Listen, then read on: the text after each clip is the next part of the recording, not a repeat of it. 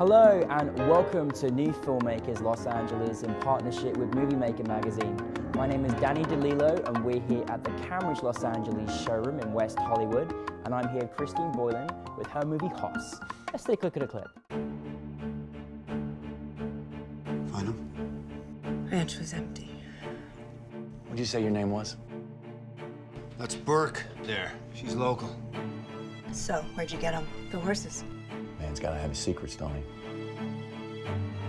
Where did you get the horse? We take what we want, Burke, when we want it.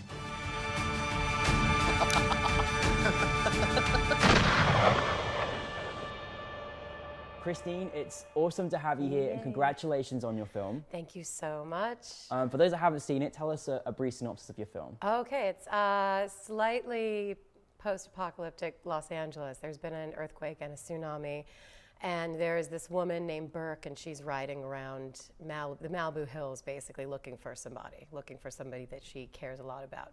Can't find him, stumbles into this bar, and gets a clue as to his whereabouts, and action happens from there. There's a lot of action in this film, which I was just like, I was like, wow, this is fantastic. Where was your inspiration for making this film? Coen Brothers. I love the Coen Brothers. I love Quentin Tarantino. Oh, yeah. I mostly am a writer, and I do all genres. And the Western, I feel like, is a neglected genre. There's a few masters who do it really, really well, and I wanted to just try. See if I could. Well, you did really well. I actually felt I felt there was a sort of Tarantino Coen Brothers S to it, but cool. I'd say it's more of a Boylan S to it. You got your own genre, don't worry. Yes. No, really fantastic job, and you had such great cast, and you have to really kick some backside to play these characters. Mm-hmm. So how was finding the cast for you? Oh, really fun. Lindsay Fonseca was on Nikita for many years, and I was a huge fan of hers. And I have a friend who wrote on Nikita, Albert Kim, who's a fabulous writer and producer. So I called Albert and sent him the script and said, look, if you think this is okay, would you like slip it to Lindsay?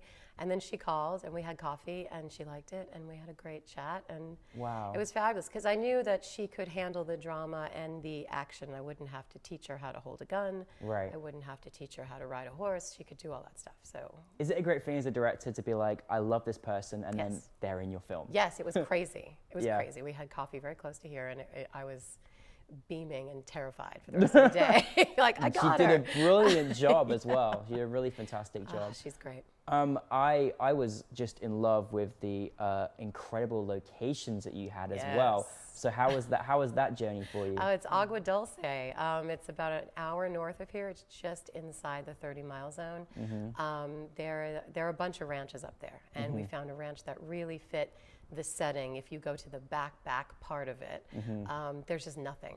I mean, there's cattle that live there. We had to kind of close all the gates so that the cattle wouldn't wander into the set for their safety and our safety. Independent filmmaking, yeah. Yes, but the horse wranglers we got to work on the film also work out of that ranch. So everything came in a sort of package, which my producer, Liz Vukovic, is fantastic, and she was able to kind of find this location and package for us. Well, you had a great producer because it was so authentic. I mean, it really made me feel I'm watching a big budget movie. Great. You know, so there we go. So how was that experience, you know, getting the location, but just kind of having to fund for this project and kind of give it that really... I mean, there's so many pieces to it, right? Finding the location was huge, and then we found that little shack up there, which had been built for... I think it was for mining.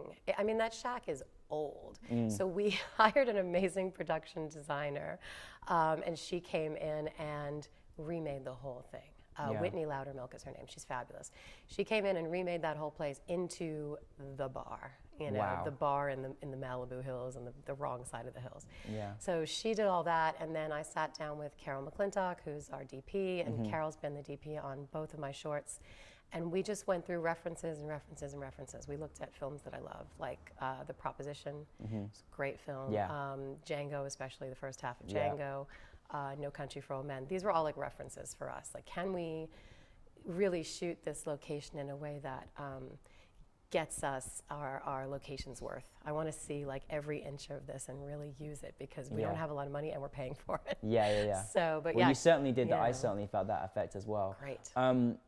You have such a calming confidence that I love as a director. I want I'm like, terrified. It's great. No, I'm it's so terrified all the wonderful. time. It's just no, it's brilliant. Well, you know, you've done a fantastic job. Thank you.